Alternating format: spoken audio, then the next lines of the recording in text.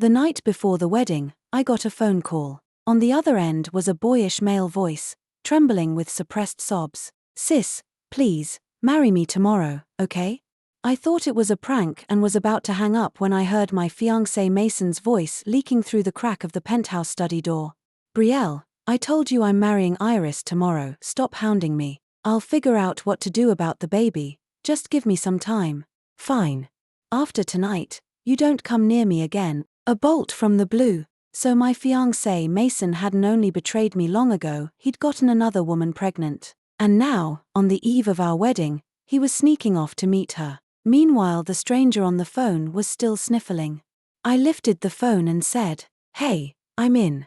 Tomorrow, we get married." Before we go on, subscribe to this channel and tell us in the comments where you're listening from. The door clicked open and Mason walked in. Seeing me awake, a flicker of unnatural panic crossed his face before he layered on a gentle smile.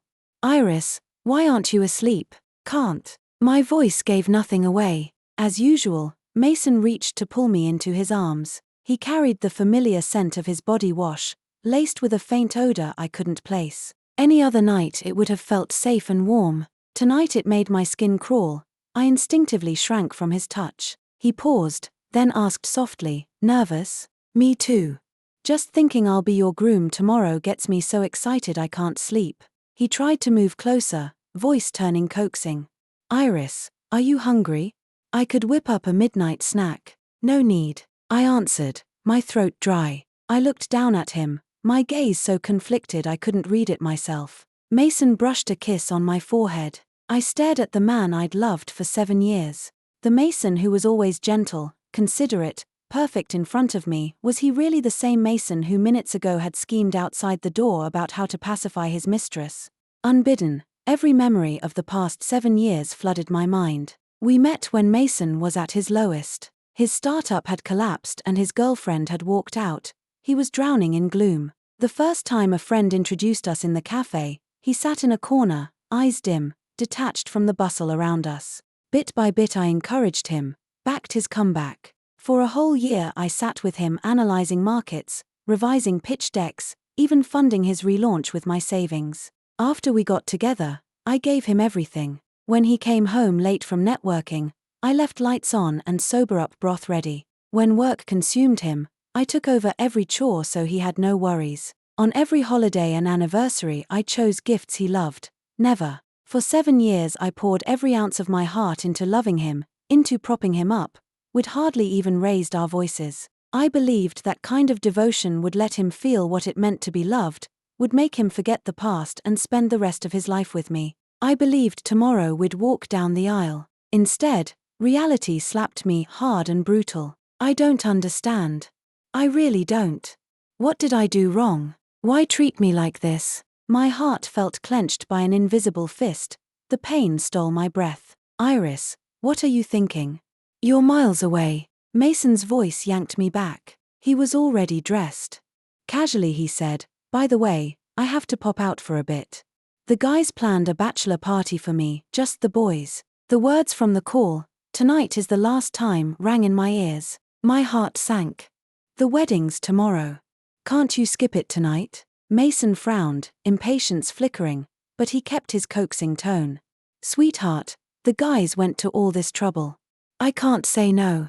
Don't worry, I'll be back early, plenty of time before the ceremony." "All right, you're the best, Iris." He kissed me hard on the cheek. Like clutching at the final straw, I asked, "Can I come with you?" Mason's smile froze. He shook his head firmly, voice brooking no argument. "No way. It's a guys-only bachelor bash, total sausage fest. A girl tagging along? Awkward. Be good, wait here. I'll be back soon." Without giving me another chance to speak, he headed out. "Honey, I'm off. Be good and wait for me." His footsteps were light, almost eager, vanishing behind the door. Listening to the soft click of the latch, I stood there, Taylor. I drew a long breath, tamped down the turmoil inside, and quietly followed. I got in my car and tailed Mason without a sound. His car pulled into the underground garage of a luxury condo complex. My heart turned colder by the inch. I parked, kept my distance, and watched him stride to the private elevator lobby. I didn't share his elevator. I ducked into the adjacent stairwell fire door. From a half-open door further down the corridor, voices drifted out. "Mason, you're finally here. Thought you'd be playing fiancé tonight." A woman's voice, flirtatious, razor-edged. "Brielle, I told you I'm marrying Iris tomorrow, stop hounding me." "Brielle." Then I remembered one of Mason's old college friends had once let slip that in college he'd pursued a junior named Brielle for 4 straight years, right up until she graduated and left the country. Her departure had plunged him into a funk that lasted until he met me. Turns out he'd never really let go. "Hounding you? Mason, don't you miss me? If you didn't, why run to me in the middle of the night?" She paused, lowering her voice into a threat. "And don't forget I'm carrying your baby. Think I won't tell your precious fiancé right now? You." Mason's face was livid, voice a harsh whisper. "Brielle, quit using the kid as leverage. I said I'll handle it, back off. Give me a little more time." Brielle sniffed, tone turning playful. "A little? Ever since I got pregnant you've dodged me every single day. You're happy to let me and the baby stay in limbo. Say I'm forcing you." Then who was it, the minute he heard I was back in the States, rushed over and slept with me? "Don't tell me I forced that too. I told you, that was an accident. We were both drunk." "Fine, we were drunk." Brielle's voice went syrupy. "Hear you're tying the knot tomorrow? Then tonight, let's have our own wedding night first."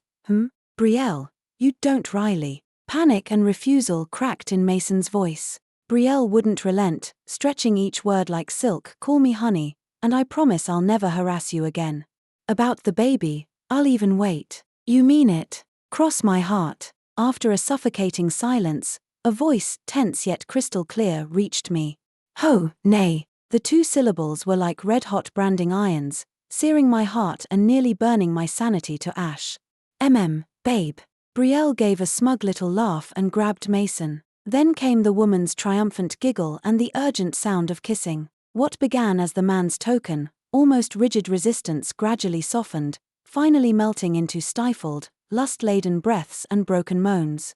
I stood frozen behind the stairwell fire door, ice crawling through my veins. Every ambiguous note was a sledgehammer, pulverizing the love and devotion of 7 years, trampling the last scraps of my dignity along with them. I had believed my 7-year vigil through his lows and my quiet boost up the career cliff meant something. Instead he still kept the old torch burning, tumbling with her the night before our wedding and letting her humiliate me. Ridiculous. Beyond ridiculous. What, in his eyes, had my love and sacrifice ever amounted to? I turned away in silence, nails carving crescents into my palms, every step a blade slicing the soles of my feet. Fine, if that was how it was, I would let go. I would hand them their true love and hack my last thread of hope clean through. The next morning the grand was packed. I stood alone at the altar in my wedding gown, my expertly painted face showing none of the joy a bride should radiate, only a calm that verged on icy. Minutes crawled past. The officiant glanced at his watch again, beads of sweat dotting his temples. The auspicious hour had arrived, yet Mason was nowhere to be seen. Whispers rippled through the rows. Guests traded glances and murmurs. His parents spun in anxious circles. Helen clutched her phone, voice cracking as she dialed repeatedly, while Richard forced a stiff smile and apologized to acquaintances. Could the groom have had an accident? What time does he call this? It's an insult. The murmurs swelled into a tide that crashed over me. Jamie's faces were ash-gray. Finally they climbed the steps. Richard apologized to me profusely, then bowed with Helen to the entire room, a spectacle of mortification. I drew a long breath and took the handheld mic from the trembling MC. "Distinguished guests, thank you for joining us today despite your busy schedules." I paused, sweeping my gaze across the sea of expressions, my voice steady and clear. "Unfortunately, the hour has come and gone, and Mason has not appeared. I take that to mean, he does not wish to marry me." A collective gasp broke out.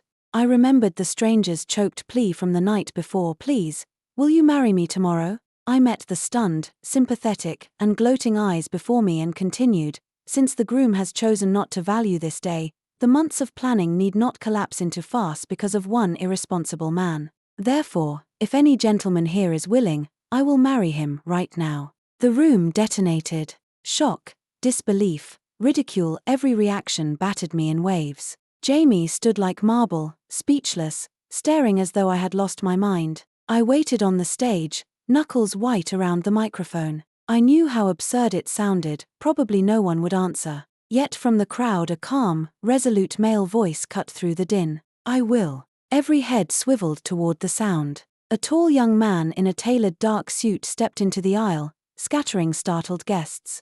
With measured strides he advanced up the crimson carpet toward me. Broad shoulders, chiseled features, an aura that set him apart. My heart lurched. The voice that had sobbed last night now fit this unshakable figure. Him.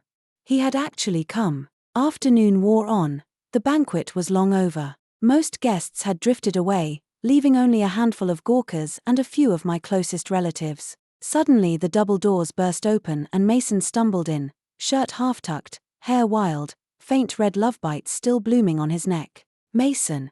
You're finally here. Where on earth have you been? Jamie rushed him, frantic and furious. Mason's face was bloodless. He took in the wreckage and the thinning crowd and stammered, Dad, Mom, I'm sorry.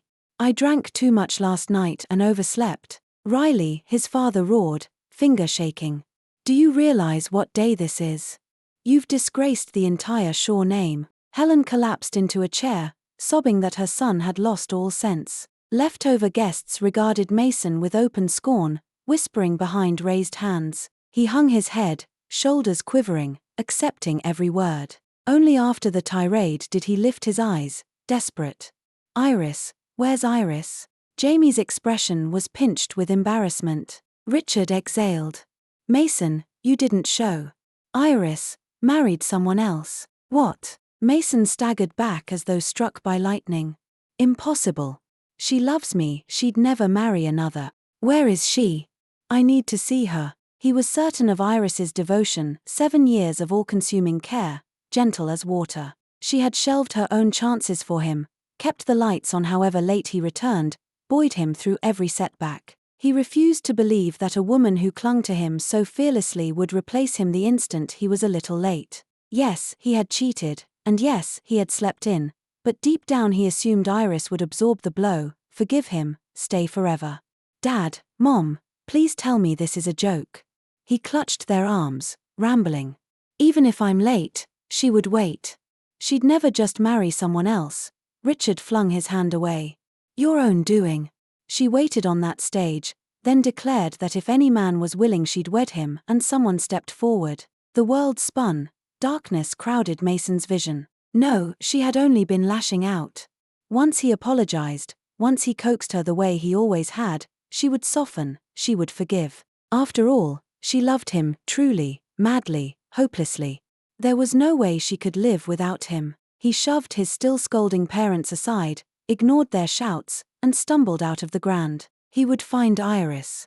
He would make her see that she could be no one's bride but his. When the wedding was over, I took Adrian, the boy who'd stepped forward in the grand, and drove to the house that was supposed to have been Mason's and mine. Looking at the man who was now my husband in name, I gave a bitter laugh, uncertainty creeping in. I never thought you'd actually show up, let alone say those things. Adrian blinked his bright eyes, leaned in like an overgrown puppy, voice brimming with glee and a hint of pride. I did awesome, right, honey? Why did you call me last night and say what you said? I dodged his expectant gaze and asked the question that had been gnawing at me. He stretched the syllable, sheepish smile tugging at his lips while he scratched his head. I guess. I was drunk. Honey, I just couldn't watch you marry that jerk. I studied him carefully. Under the lights his skin was pale, features delicately carved, eyes clear yet tinged with a naive attachment I couldn't quite name. He felt familiar and foreign at once, but I was certain, until that phone call, I had never met him. We haven't met before, have we? I couldn't help but ask. You don't remember me? But I've known you forever. His voice carried a note of grievance, like an abandoned pup. When I heard you were getting married, I was miserable for ages. He exaggerated a pout, then broke into a wide grin, flashing perfect white teeth. But I'm not sad anymore. Why? Why, you ask? Adrian tilted his head, eyes darting playfully. Because I'm already planning our honeymoon getaway. Should we do romantic Maldives, exotic Aegean, or Swiss slopes? I can't wait to travel with you, I exhaled, kneading my throbbing temples, half amused, half exasperated by his scatterbrain energy. I'm a mess right now. I'm in no mood to dream up vacations. Just then, urgent pounding rattled the door, followed by Mason's furious roar and his parents' frantic attempts to calm him. I frowned, drew a steadying breath, and opened up. Outside, Mason's eyes were bloodshot, fixed on me in a glare. His parents clutched his arms. Richard looked mortified, apologizing non-stop. Iris, we failed as parents. Don't hold Mason's insanity against him. Helen dabbed her eyes, voice breaking as she scolded her son, her gaze flicking to me now and then in silent plea. Mason flung their hands off and seized my wrist with crushing force. Iris, what the hell are you pulling? You married another man in front of everyone. What am I to you? The moment he stepped close, the stench of stale liquor and Brielle's signature perfume hit me. Nausea surged, I wrenched free.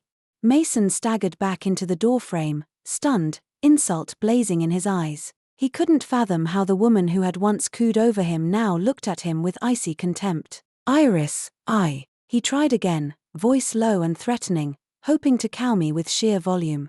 Mason, we're done. I cut him cold, quiet but final. I married Adrian at the Grand. He is my husband now. No. I won't accept it. 7 years. Iris, 7. You can't just toss us away. How dare you? His parents rushed in, Richard pleading, Iris, Mason knows he screwed up. With all those years behind you, how can you let it end like this? Helen chimed in, tearful, he's just confused, Iris. He loves you. Be the bigger person, give him one more chance. A brittle laugh escaped me. Uncle, Aunt, it's over. The wedding, our relationship, finished. Please leave. As I moved to shut the door, Mason lunged. Iris, I'm sorry, okay? I was late. I upset you, don't marry that man, please. Enough. I snapped, fury and disappointment peaking. I gave you 7 years, everything I had. And you. On the night before our wedding you ran to Brielle. Have you no shame? Iris, you had me followed. Caught, he went white, swaying on his feet. Still he grasped at excuses. I didn't want to. She kept throwing herself at me. If she hadn't, nothing would have happened. He was dumping his filth on her. If you can't keep your pants zipped, don't sling mud at someone else. I'd never seen anyone so delusional. His parents seemed to grasp the truth yet clung to sentiment. Iris, even if Mason slipped, the damage is done. We'll send Brielle away. She won't trouble you. I spared them nothing. Don't bother. Mason and I are a closed chapter. As for him and Brielle, I don't care. I slammed the door on their wailing and curses, called security, and had them escorted out. When the chaos faded, I slumped onto the sofa, hollowed out. Adrian had watched in silence. Now he offered a glass of warm water, voice soft, cautious. Honey, are you okay? Don't be sad, I'm here. Meeting his clear gaze, I nodded. Didn't you want a trip? Let's leave tomorrow. He bobbed his head, eyes sparkling. Yes. Anywhere you want, I'm there. Our getaway soothed the ache. We strolled along sugar-white beaches while he bumbled through jokes and splash fights. We snorkeled among neon fish and coral gardens. Over candlelit seafood he'd pile the sweetest morsels on my plate, content just watching me eat. Bit by bit we drew closer, feelings kindled. But peace never lasts. While I was still soaking up sun, HR called. I'd been fired. I was blindsided. I worked hard, delivered results. Why? A quick scroll showed me trending on every platform. Gold digger dumps saintly boyfriend, shameless bride upgrade, modern-day Jezebel, the comments savage. Turned out the Shaw family had retaliated in the media, even deploying paid troll farms. I shook with rage, but there was nothing I could do. Honey, a job is just a job, Adrian said, taking the phone from my hand. His fair cheeks puffed slightly, yet his tone carried a quiet steel. With your talent, you'll land something even better. This is our honeymoon getaway, don't let strangers hijack your mood. They're not worth it. With that he hurled my phone into the sea. Out with the old, In with the new. He unzipped his little backpack and produced a brand new handset. Here, honey. I sneaked this in as your surprise, latest model. From now on the creeps can't reach you. I watched the whole stunt, half laughing, half exasperated, yet the knot in my chest loosened. Fair point. I gave a relieved smile. Just then a cart of rainbow ice cream cones rolled past. Adrian's eyes lit up, the tiff forgotten. Tugging my arm like a kid he cooed, honey, I want that rainbow scoop. Let's share one, okay? The way he said honey felt effortless and intimate. My heart skipped and I smiled. Sure, wait here. When I came back he had his back to me, tall, lean silhouette rigid as steel, phone to ear, face grim. His voice was low, but I caught phrases like kill the story now, every participant pays, leave no loose ends, she never sees this again. The tone, the words, nothing like the sunny, goofy Adrian I knew, crackled with command and finality. He sensed me, snapped the call off, wheeled around, the frost vanished. Grinning, he took the cone and leaned in. Honey, taste it, so pretty. A flicker of doubt crossed my mind, yet I let it go. The trip ended fast. I planned to return to capital to clean up the mess, but Adrian detoured us south to the seaside city of Sunhaven. Capital's nothing but bruises, we're never going back, he pouted, child stubborn. My roots are in Sunhaven. Newlyweds cohabitate, right? Say yes, honey. He led me to a cliffside villa cradled by mountain and sea. I stared. This is company pied-à-terre, temporary digs. Adrian shrugged, eyes glinting with quiet hope as he pulled me inside. So began our cohabitation in Sunhaven. Legally married, yes, but it had all happened in haste. We still slept in separate rooms. Adrian invented nightly excuses, batting innocent eyes and hugging a pillow pitifully. Honey, the room's so big and hollow when I'm alone. Honey, I had a bad dream, can I bunk with you tonight? Or while I watched a horror flick he'd dive into my arms and simply stay until I laughingly escorted him back. Still, between the teasing and daily trivia we bonded deeper each day. He cooked me breakfast in shifting themes, then bungled doing dishes, turning the kitchen into a war zone. When gloom hit he cupped my face, whispering, honey, you're stellar, nothing can beat you. Once settled I job hunted in Sunhaven. I feared the smear and firing in capital would blacklist me. Yet the instant I updated my resume online, dozens of invites flooded in before I'd clicked apply. All were flagship names, dangling posts like department head, CTO offer, project lead, with fat compensation. It felt surreal. I picked a nearby growth stage tech firm for an interview. That morning I was a wreck. Adrian, my faithful puppy, straightened my collar, rose on tiptoe to peck my cheek and murmured, "Go slay, honey, you've got this." His cheer calmed me, though worry lingered after my hiatus and the company's stature. Yet the interview sailed ridiculously smooth. They praised me, skipped curveballs, and basically hired me on the spot, saying salary was negotiable. Everything felt pre-choreographed. Life rebooted, career rising, love sweetening. I assumed Mason had exited stage left. Fate, of course, loves a punchline. One evening I exited the corporate tower when a familiar figure seized me. Iris, I was wrong. Please stop punishing me. Mason clung to me, sobbing. I messed up, I ditched the wedding, I threw tantrums. Let's get back together, please. I went rigid, revolted. I shoved him off, voice icy. Mason, we're done. No. Iris, listen. He dropped to his knees, wailing, tears everywhere. 7 years, don't they count? I know I failed, just one more chance, come back, okay? His spectacle drew a ring of onlookers. I darkened. Mason, you really want the whole street to hear the gory details? He played dumb, blinking. Iris, what do you mean? I laughed coldly and crushed the fantasy. You don't get it. Let me refresh you. Night before the wedding, in the study, you on the phone with Betrayal, every word. You rushed to her afterward, you know exactly what you did. Watching his face drain chalk white I added, disgusted, you expected me to marry you while you play daddy to her kid. Mason, you make me sick. He collapsed, howling, I'm sorry, forgive me. I'll force Betrayal to abort, she blackmailed me. I had no choice. Enough. I cut him off, contempt dripping. You're filthy. I spun away. Adrian stood nearby, anxious, waiting. He stepped in gently, sliding an arm through mine. Honey, good day at work.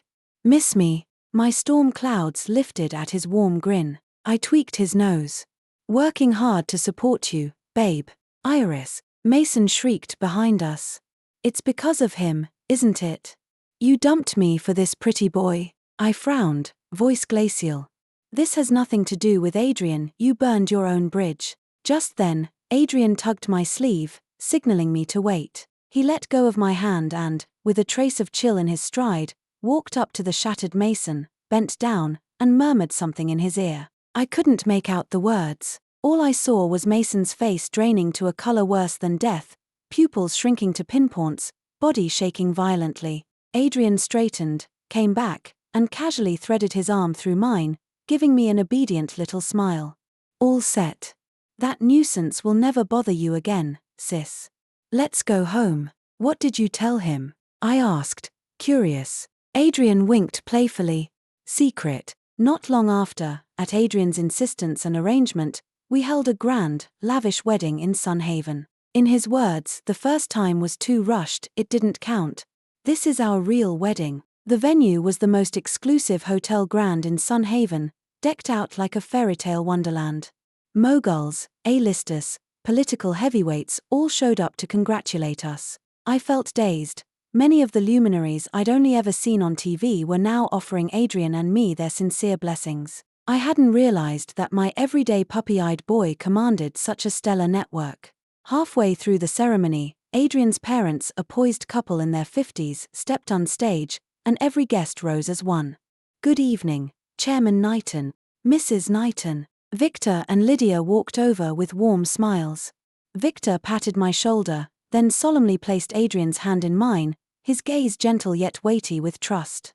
Iris, we spoiled this kid rotten. If he acts up, it's on you to keep him in line. Lydia clasped my hands, eyes crinkling.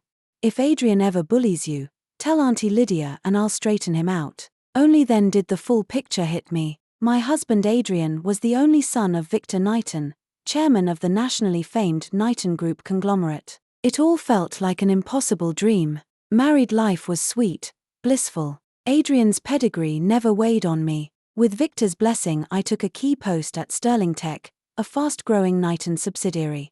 My own abilities, plus the family's effortless resources and contacts, sent my career sky high. Adrian, meanwhile, settled happily into his role as my tender, attentive hubby. He ran our home like clockwork. His greatest joy was testing new recipes and watching me clean every plate.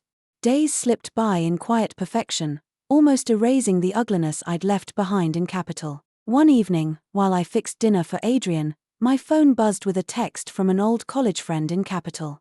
Iris, guess who's on the evening news? Mason. He just got sentenced to prison. Startled, I asked for details. She fired back, remember when he came to Sunhaven to make a scene? Right after he got back, his firm went belly up. Word is he was frantic, and that homewrecker Betrayal ditched him once he was useless. She stormed the Shaw mansion demanding a payoff, but Jamie threw both her and the kid out. In a rage, Betrayal leaked every flirty chat they'd ever had. Mason's reputation tanked, and he'd apparently siphoned company funds to save the business.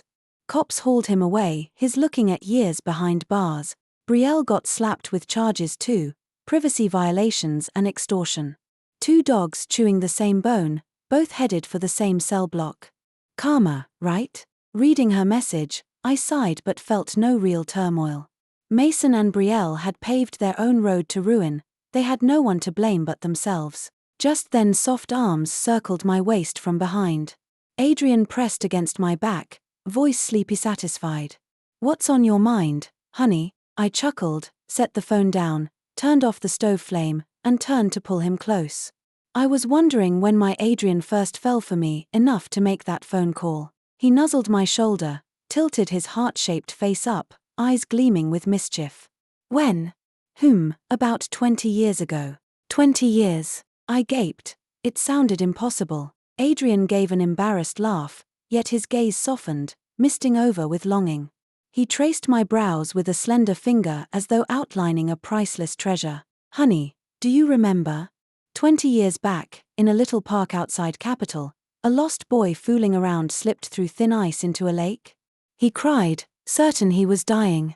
Just as hypothermia crept in, a little girl, an angel dropped from the sky, flung herself onto the ice, stretched a branch toward him, screamed for help, urged him to hold on. Thanks to her and passers-by, the boy lived. My pupils flared. A childhood memory buried by time burst into focus. I did recall, around 7 or 8, playing one winter day, I'd pulled a boy from icy water. I'd caught a cold afterward and Mom had nagged for days. Never had it crossed my mind that the shivering, soaked kid I saved, that boy was me, honey. Tears shimmered in Adrian's eyes, yet his smile was radiant. From that day your brave, kind image became a light etched in my heart.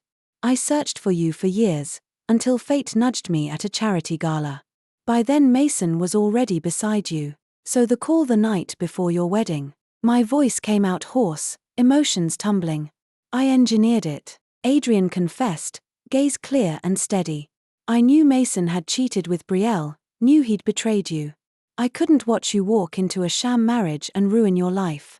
I gambled, bet you'd uncover the truth and give me a chance to stand openly at your side. I hugged him hard, overwhelmed by gratitude and wonder. I'd thought my world collapsed when the man I loved betrayed me and my career faltered. Instead, behind it all lay a 20-year devotion, a plan quietly woven for my rescue. Turns out I wasn't fate's cast-off. Love had simply taken a detour to find me. Those missed steps were the runway to a better meeting. I bent and kissed him deeply, my redemption, my love 20 years overdue. If you enjoyed today's story, please hit like and share with friends. We'd love to hear your thoughts in the comments, so don't forget to subscribe for more tales. See you next time.